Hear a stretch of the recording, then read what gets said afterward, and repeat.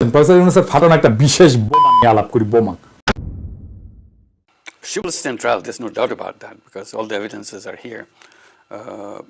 But she's not physically present in Bangladesh. So the question is, can we make her present in Bangladesh? That depends on India and also international law guiding all this system, how it works.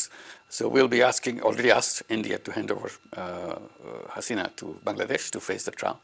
So the question of trial is not if it will be happening in absentia or in her presence. It will be taking place, not only her, and all the people who are associated with her. Her family members, her clans, her associates, and all the oligarchs, people who promoted her, supported her, made her the way she is. Professor Yunus sky নিউজে বলেছে যে হাসিনার বিরুদ্ধে মানবতা বিরোধী অপরাধের দায়ে বিচার হবে। শুধু হাসিনার বিরুদ্ধে না, তার আন্ডা, বাচ্চা, পোলা, মাইয়া, তার দোসর, দলের লোক, তাকে সাপোর্ট করা অলিগার্ক, মানে যে সমস্ত বড় লোকরা তাকে সাপোর্ট করছে, সবার। যেটা প্রফেসর ইউনূস বলে নাই কিন্তু হবে, তা হচ্ছে এই মামলা শুধু আন্তর্জাতিক অপরাধ ট্রাইব্যুনালে হবে না, এটা হবে আইসিসির ব্রাসেলসের কোর্টে। জাতিসংঘের রিপোর্টে বিশ্বাসযোগ্যভাবে প্রমাণ হয়েছে হাসিনার অপরাধ।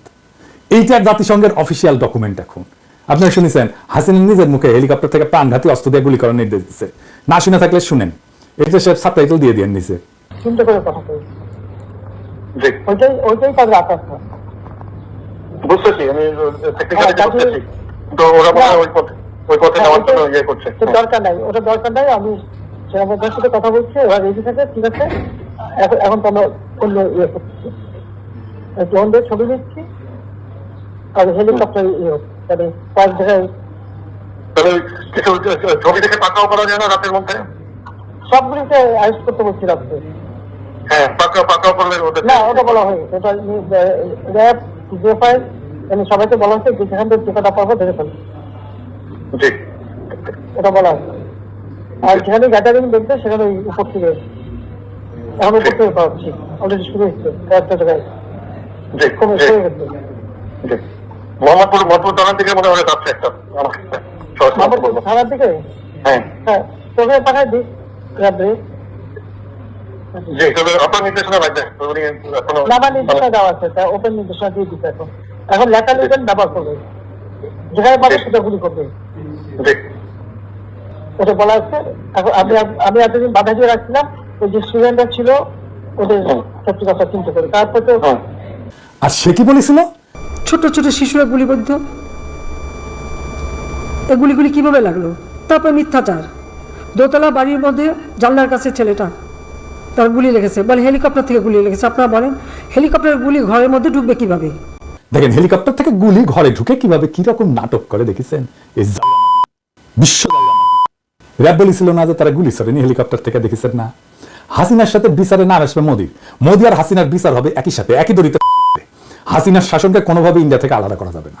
হাসিনাকে ক্ষমতায় রাখছে ইন্ডিয়া, তাকে বাঁচায় রাখছে ইন্ডিয়া। হাসিনাকে বাঁচানোর জন্য সে গুম খুনে অংশ নিছে, ইন্ডিয়া গুম খুনে অংশ নিছে। সে বাহিনী পাঠাইছে, তারা হিন্দি ভাষায় কথা বলছে। এই জুলাই আগস্ট বিপ্লবের সময় রাস্তায় তারা গুলি চালাইছে।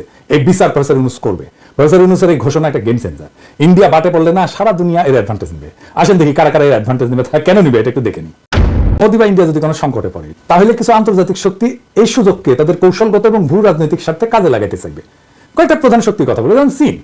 ভারত চীনের মধ্যে সীমান্ত বিরোধ আছে, তারপরে বেল্ট রোড ইনিশিয়েটিভ নিয়ে মত পার্থক্য আছে। ভারত আর যুক্তরাষ্ট্রের ঘনিষ্ঠ সম্পর্কের কারণে চীন ভারতের স্থিতিশীলতা দুর্বল করতে চাইবে। ভারত যদি দুর্বল হয় তাহলে চীনের জন্য দক্ষিণ এশিয়া প্রভাব বিস্তারের সুযোগ তৈরি করবে এবং ভারতের বিরুদ্ধে সামরিক এবং অর্থনৈতিক পদক্ষেপ নেওয়ার ক্ষেত্রে সুবিধা দেবে। পাকিস্তান কেন নেবে সেটা ব্যাখ্যা না করি, সুবিধা কিভাবে? মোদির দুর্বলতা পাকিস্তানকে কাশ্মীর ইস্যুতে আন্তর্জাতিকভাবে বেশি সমর্থন পেতে সাহায্য করবে। আমেরিকা, যদিও আমেরিকার সাথে মোদির ভালো সম্পর্ক আছে, কিন্তু দেখতেছেন তো সম্পর্কটা একাত্তা ভাবে ভালো তা কিন্তু না। এটা একটা টানাপড়েনের সম্পর্ক, মানে সমস্ত রাষ্ট্রই আরেকটা রাষ্ট্রের কাছ থেকে সুবিধা নিতে চাইবে। ইন্ডিয়া যদি অসুবিধায় পড়ে তাহলে আরেকজন সুবিধা নিতে চাইবে। তার সাথে রাশিয়ার সাথে ঘনিষ্ঠ সম্পর্ক আছে, এটা তো যুক্তরাষ্ট্রের জন্য উদ্বেগের। ইন্ডিয়া রাশিয়া থেকে অস্ত্র কেনে, ইন্ডিয়া চীনের বিরুদ্ধে কৌশলগত অংশীদারিত্ব যাইতে চায় না আমেরিকার সাথে, তো আমেরিকা তো এখন এইটা করার চেষ্টা করবে। রাশিয়ার সাথেও কিন্তু ভারতের যতই ভালো সম্পর্ক থাকবে, বাণিজ্য নিয়ে কিছু চ্যালেঞ্জ আছে। রাশিয়া চাইবে যে মোদির চাইতে বন্ধুত্বপূর্ণ সরকার যেন একটা ইন্ডিয়াতে আসে, যেটা রাশিয়ার সাথে বেশি বন্ধুত্বপূর্ণ। ইউরোপিয়ান ইউনিয়নের সাথে তাদের সমস্যা আছে, নাগরিকত্ব সংশোধনী আইন নিয়ে সমস্যা আছে, কাশ্মীরের সাংবিধানিক পরিবর্তন নিয়ে ইউরোপিয়ান ইউনিয়নের সাথে ইন্ডিয়ার ভালো ধরনের সমস্যা আছে। মানবাধিকার ইস্যুতে ইউরোপিয়ান ইউনিয়নের সাথে ভারতের সম্পর্ক মাঝে মাঝে জটিল হয়েছে। মধ্যপ্রাচ্যের দেশগুলোর মধ্যে যেমন ইরানের সাথে ইন্ডিয়ার সম্পর্ক দুর্বল হয়েছে। ইরান চাইবে ইন্ডিয়া দুর্বল হলে তার একটা অবস্থানগত সুবিধা পাবে। ইরান যেন ভারতের কাছ থেকে বেশি কূটনৈতিক এবং অর্থনৈতিক সুবিধা আদায় করতে পারে। আন্তর্জাতিকভাবে প্রফেসর ইউনূসের অবস্থান এই একটা ঘোষণায় দারুণভাবে শক্তিশালী হয়েছে।